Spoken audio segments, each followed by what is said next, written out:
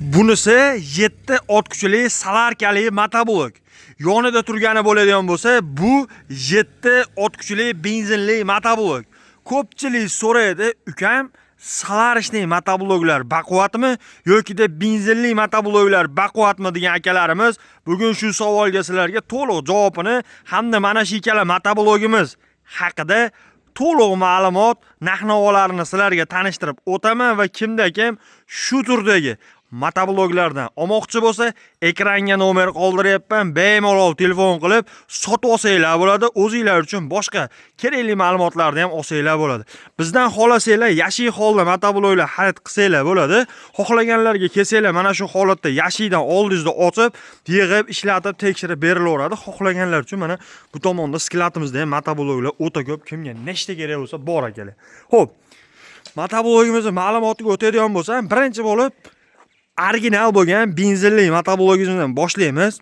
E'tibor berasizlar, motobloglarning ichida eng baquvvati bo'lgan Texa firmani Germaniya texnologiya asosida ishlab chiqarilgan motobloglarning ichida sifat tomonlama ham, quvvat tomonlama ham eng baquvvat bo'lgan motoblok hamma biladi, bu Texa motoblogi bo'ladi. Agar siz ham motoblog olmoqchi bo'lsangiz, agar mana shu Texa motoblogini olsangiz, siz eng zo'rini hamda eng yaxshisini olgan bo'lasiz, chunki buni ko'pchilik biladi. Texa motobloglari eng baquvvat, yaxshi motobloklar hisoblanadi, chunki bu Texa motobloklarini korobka qismlari 450 talik usulinli korobka bo'lganini hisobiga boshqa motobloklardan baquvvatroq ishlaydi. Ikkinchi sababi bunda freza qismlari qalin bo'ladi. Uchinchi sababi motorlarining ichida paploylarigacha qo'yilgan bo'ladi. To'rtinchi sababi balonlari katta. Beshinchi sababi moslari ham katta, 6-chi sababi rollari uzun bo'ladi akalar. Shuni hisobiga boshqa motobloklardan baquvvat ishlaydi akalar. Xo'p, motor qismi 170F motor, 7 ot kuchlik, yoqilg'i turi aytganimdek benzinli modeli bu. Benzin baklari 3 litrli. 1 soatiga atiga yarim litrdan benzin rasxod qiladi akalar. Xo'p, yurishlari zavodnoy orqali yarimta tortganingizda zavodet olib, juda ham yaxshi sifatli ishlab beradi. Xo'p, korobka qismi boshida aytganimdek ko'rishingiz mumkin, katta 450 talik katta modeli, xohlaganlarga 350, 250 hamda 150 talik kichkina korobkaliklari ham bor, lekin bu ko'rib turganingiz eng kattasi 450 talik korobka. Siz qatdan qanaqa motoblok olishingizdan qat'iy nazar birinchi bo'lib sotuvchidan korobka qismini katta kichikligini so'rab oling. Agar 450 talik katta korobkali motoblok olsangiz, eng baquvvatini hamda sifatligini olgan bo'lasiz. Xo'p, moslari ham o'shanga yarasha katta 450 talik mos qilib ishlangan. Bu yerda skorslari oldiga 1 hamda 2 ikkita oldiga skorslari va bu tomonda bittadan orqaga zatni xotlargacha qo'yilgan. Xo'p, ukam, bu motoblogingni narxi necha pul deganlarga, bu motoblogimizda 4 xil modeli bor. 150, 250, 350, 450 talik 4 xil korobkaligi bor. Komplektda freza, tormoz, dokument, kulich, 1 yil garantiya, bonus aytgan hamma narsam bilan eng arzon modeli 3 milliondan, katta korobkaliklari 4 million 500 gacha chiqyapti. Albatta kami bor.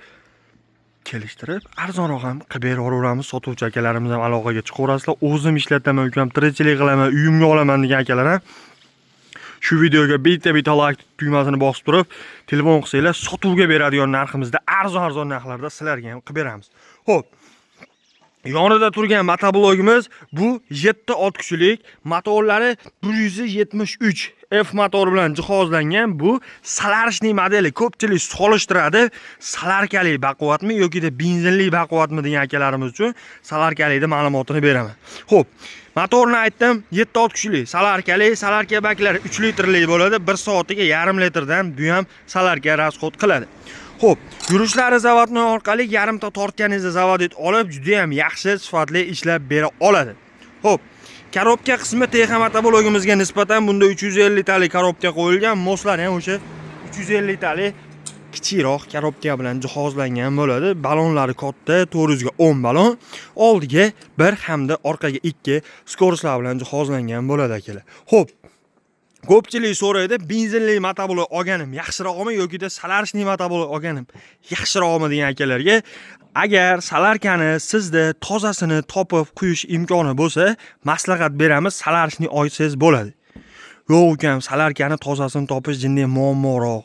Bizga benzin qulayroq degan akalarimizga benzinni maslahat beramiz, chunki benzinli motobloklar benzin tanlamaydi, prostoyroq benzin quysangiz ham bemalol ishlaydi. Chunki benzinli motoblokka prostoy benzin quyib beradigan bo'lsangiz, karburatori to'ladi, tag tomonlarini yechib turib tozalab yana qo'ysangiz, o'ziniga ishlayveradi, hech qanaqa zapchast sotib olmaysiz.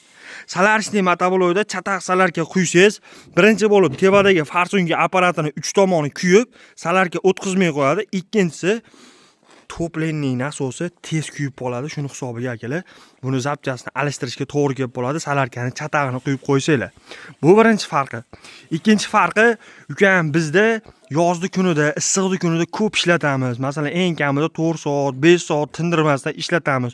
Shunga qaysi biri degan akalarimiz uchun albatta har doim salarishligini maslahat beramiz. Chunki salarishlik bilan benzinlikning farqi, benzinli motoblok issiqdi kunida 1 soat, 1,5 soat ishlasa, yarim soat dam berish kerak. Salarishlik bo'ladigan bo'lsa, 2,5 soat ishlab, yarim soat dam bersangiz bo'ladi. Bu salarishlik motobloklar akalar issiqda tez qizimaydi. Shuni hisobiga salarkali motoblok issiqdi kuniga yaxshi bo'ladi akalar.